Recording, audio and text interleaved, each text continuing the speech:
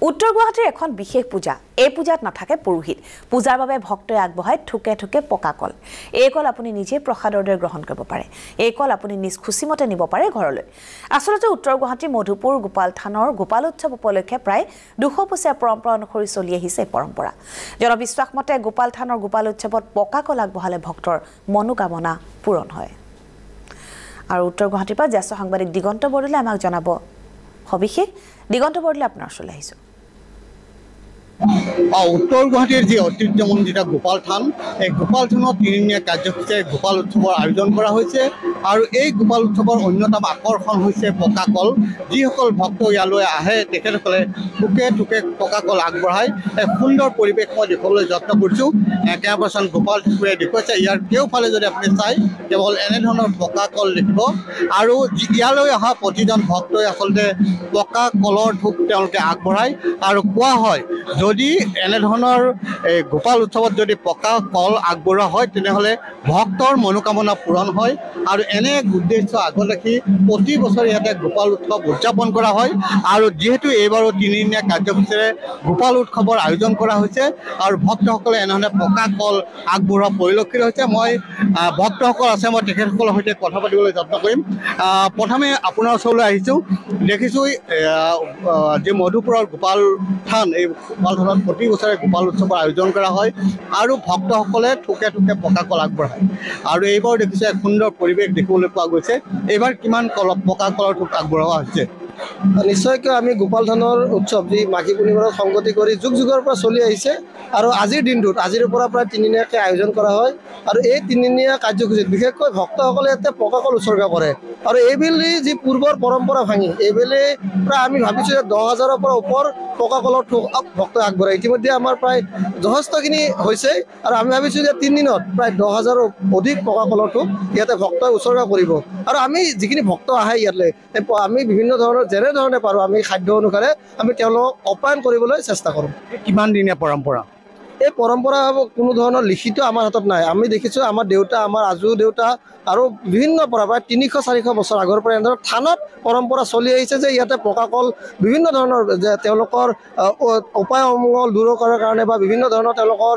ভগৱানৰ বা ৰাইজৰ মংগলাৰ্থী ইয়াতে পকা কল উৎসৰ্গা কৰে আৰু এই পৰম্পৰা যুগ যুগৰ পৰা চলি আছে আৰু আমি এতিয়া এই পৰম্পৰাকে ৰাখিব চেষ্টা কৰিছোঁ গতিকে নিউজ লাইভৰ দৰ্শকে গম পালে যে এটা দীঘলীয়া পৰম্পৰা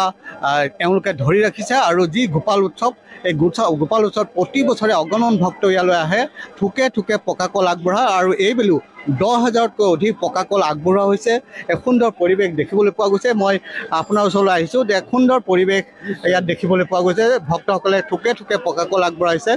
কেনেকুৱা লাগিছে সুন্দৰ আমাৰ খুবেই ভাল লাগিছে অজস্ৰ ভক্তগণক আমি দেখি খুব ভাল লাগিছে ৰাতিপুৱাৰ পৰা আমি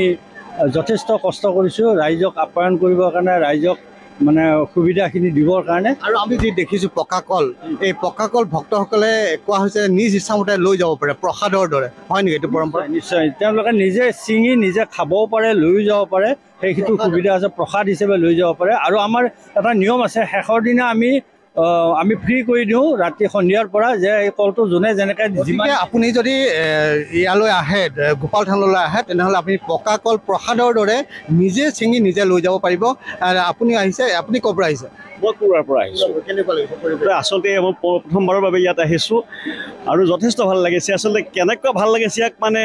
ভাষাৰে বুজোৱা টান ইমান পকা কল দেখিছেনে একেলগে ইয়াত মই আৰু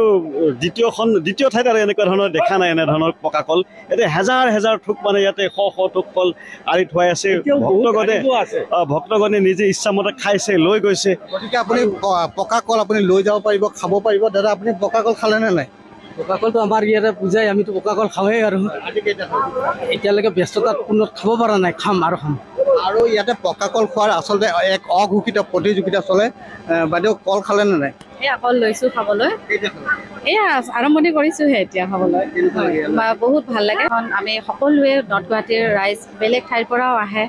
খুবেই ভাল লাগে সুন্দৰ পৰিৱেশ এটা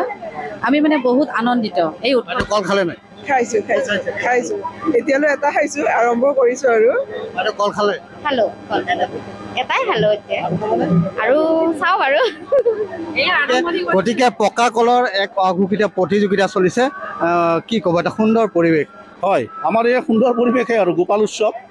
উৎসৱ বুলি ক'লে আমাৰ আৰু কোনো মানে বেলেগ উৎসৱৰ চিন্তা নকৰোঁ ৰাইজৰ কাৰণে আমি এইবাৰ পকা লাড়ুৰ ব্যৱস্থা কৰিছিলোঁ এইবাৰ নহয় আগৰ পৰা কৰোঁ এইবাৰ আমি 20,000 লাড়ু পকা লাড়ুৰ ব্যৱস্থা কৰিছোঁ অপ্যায়নৰ কাৰণে কল খালেনে নাই কল খালোঁ কল নাখাম গোপাল থানত কল নাখালে নহ'ব নহয় গতিকে আপুনি যদি গোপাল উত্তৰ গুৱাহাটী মধুপুৰৰ গোপাল থানলৈ যদি আপুনি পকা কল আগবঢ়ায় তেনেহ'লে ভক্তৰ মনোকামনা পূৰণ হয় বুলি কোৱা হয় আৰু এই পৰম্পৰা ৰক্ষা কৰিও এইবাৰ অগণন বিভিন্নজন ভক্ত এনেধৰণে পকা কল আগবঢ়াইছে মই যদি আকৌ এবাৰ দেখুৱাবলৈ যত্ন কৰোঁ কেমেৰাপাৰ্চন গোপাল ঠাকুৰে দেখিছে এই সুন্দৰ পৰিৱেশ বিভিন্ন ধৰণৰ কল ইয়াতে আচলতে আগবঢ়োৱা হৈছে আৰু দিগন্ত বৰদলৈ আপোনাক ধন্যবাদ জনাইছোঁ।